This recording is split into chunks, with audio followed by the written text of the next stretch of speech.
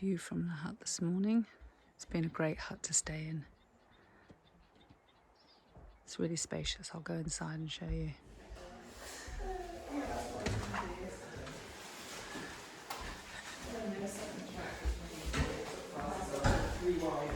This is where we stayed last night.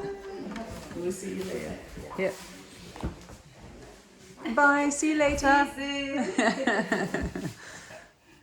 I'm not sure what they're skulls of, but anyway, we will be going off in that direction this morning. We are heading for Boyle Flat Hut, 17.5 kilometres, 6 hours. There's a bit of a saddle to get over, so there's a bit of up today, but should still be a relatively easy day in that we're going to take it slowly, aren't we? Yes. Good morning. Good morning. Yeah. We do a good morning now. Yeah. Good morning, day, as you just said, day 112. 112. And we have got a shorter day today. Yeah, we've broken it down. Again, we took an extra day to come out of here. Yeah. So we won't get out of this section to Boyle till tomorrow. But And just makes it easier walking. Yeah, and how is your ankle? It's okay. Yeah, we'll see how it goes uphill. Yeah. So we do a bit of flat to warm it up and we'll see how we go uphill. But it's nice, there's a few that were in the hut last night that are only going to go to Boyle Flat as well, to the hut there. So we'll catch up again and have a more leisurely exit from this section. Yeah, okay. All right, talk to you later. Bye. We are walking that way, but I just wanted to go back and see the hut and where we stayed last night. And there's the hut.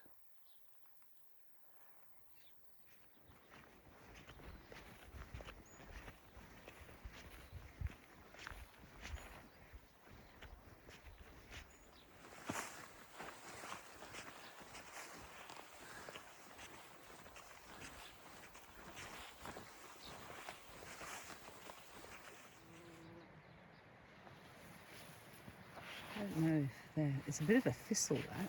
So I don't know if it's a weed, but there's quite a lot of it.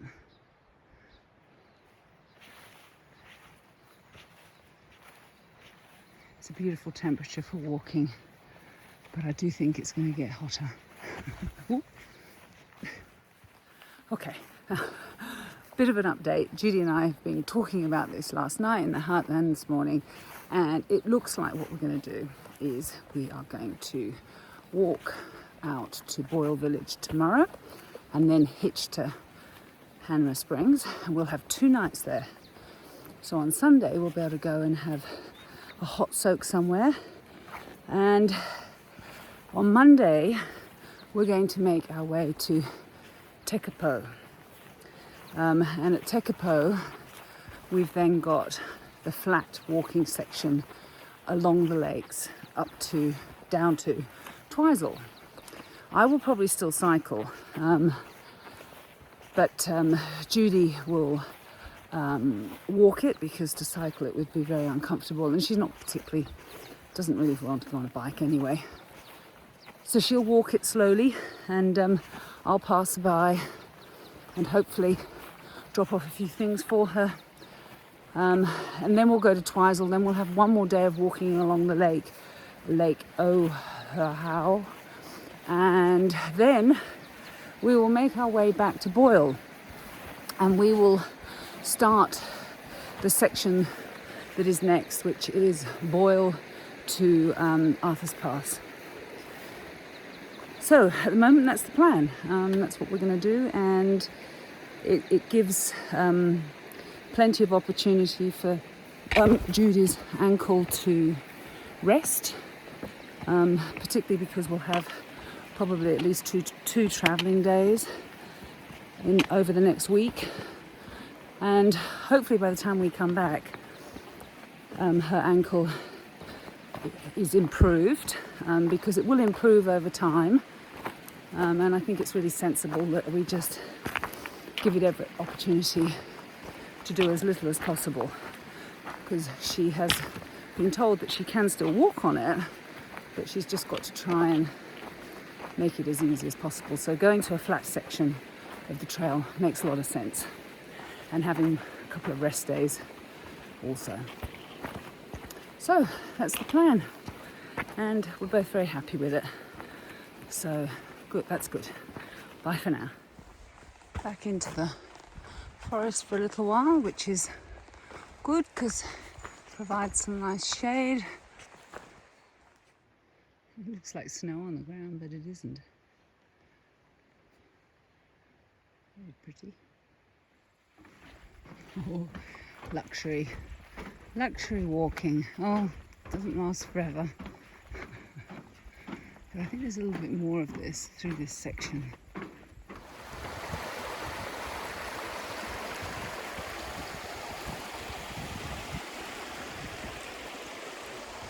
And we continue that way.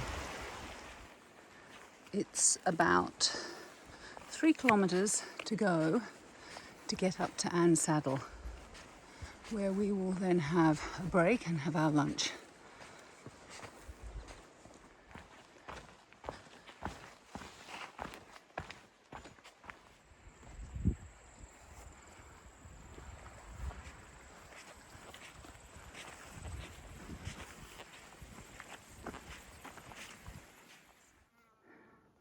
Anne Saddle, 1,136 metres. There isn't a view, but it's still a lovely spot to have a break. Had a break, and now we've just got 9 kilometres left to go. All downhill and flat. All downhill and We've flat. been up at Anne Saddle. Yes. And it was a very cruisy, it was the cruisiest ascent Up. we've ever had to a saddle. Not going to lie, it was easy which was great. Yes. Very pretty spot. Yeah. No phone reception. No, because we to be up a bit higher to kind get of some phone coverage, but not happening. Because we want to start organising everything, so it's a bit frustrating, but we can do it tomorrow. It'll all happen tomorrow. It'll all happen tomorrow. Okay, all right. Bye for now.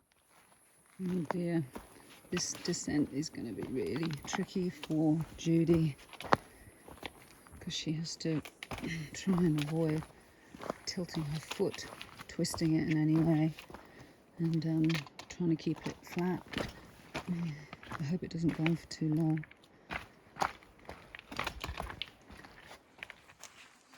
Now this is better.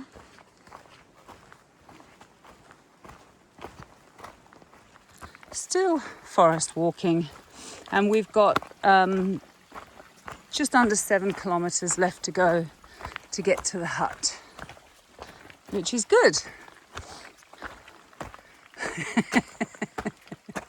Brilliant.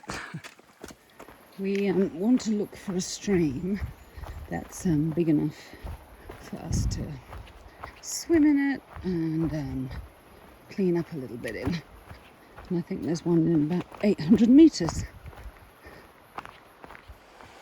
We've come out into another valley, and now we're just going to go in the stream when the trail actually crosses the stream's path. Now that's okay. Well, we could really swim here, really. We found our perfect spot. We're going to head down to there. It's deep enough. Judy's doing a bit of ankle therapy. Cold water therapy. Cold water therapy on her ankle. I'm just sitting in the water up to my waist because it's too cold. Anyway, it's kind of refreshing. I think, I should go up to my neck, but I just can't do it. I did actually manage to go in up to my neck, so I'm soaked. Went in with my boots as well, so it'll keep me beautifully cool for the 5 kilometres that we have got left to get to the hut.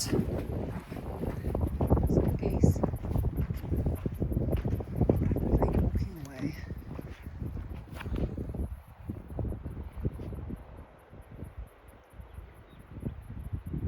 Can't really see them.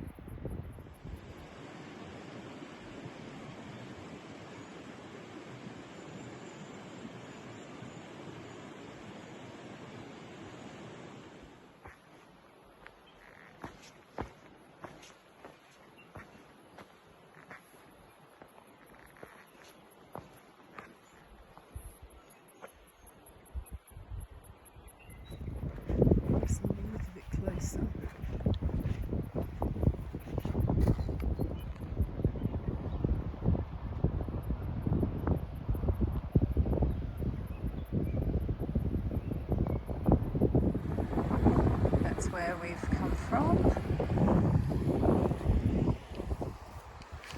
This is where we're going to. We continue in that direction. Walking today and yesterday have been a little bit strange because I'm so used to having Judy in front, and I film her and some context to the landscape and the scenery. But because she's a little slower and she's behind me, it's just weird. It almost feels like we're just having to get through the days so that we can get to a spot where we can really sort out Judy's ankle. So it's incredible what happens when somebody does get injured. It just changes everything. I'm not complaining. It's just an observation. It's almost like I feel I'm on my own because I'll go ahead and then I'll wait, and then sometimes I'll walk with Judy. Yeah, it's just really weird. Anyway, it's only for today and we're nearly at the hut, and I reckon tomorrow, because it is really quite flat, I reckon we'll be getting out quite quickly. I think we're both keen to get to Hanmouth Springs, and also we will have totally run out of food. We're down to the bare bones tomorrow. So all I want is a whole roast chicken and some wine. That's what I've been craving for a couple of weeks. I couldn't get it at St Arnaud, but I'm going to make sure I get it in Hanmouth Springs, that's for sure. So watch out, chickens. Okay, bye for now. I've just checked and it's 3 kilometres to the hut, and no one's behind me, so I'm going to keep going. I'm almost trying to run. It's hysterical. I've got to make sure I don't fall over there, injure myself. Okay, let's get to the hut. Quick smart. 2 more kilometres to get to the hut, and I'm pretty sure that I can't see anyone behind me, so it's looking good. But I know how fast some of these young TA hikers can hike. They literally just pop out of nowhere, so I've got to keep going. I reckon if I get within 1 kilometre of the hut, I'll be right, because if I see them and I need to, I definitely will just break into a sprint. Okay.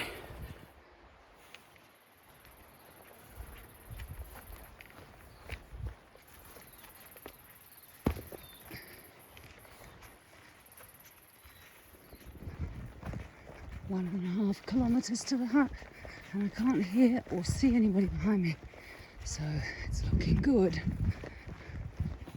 at this point. 700 metres to the hut. Sorry geese, I'm on a mission.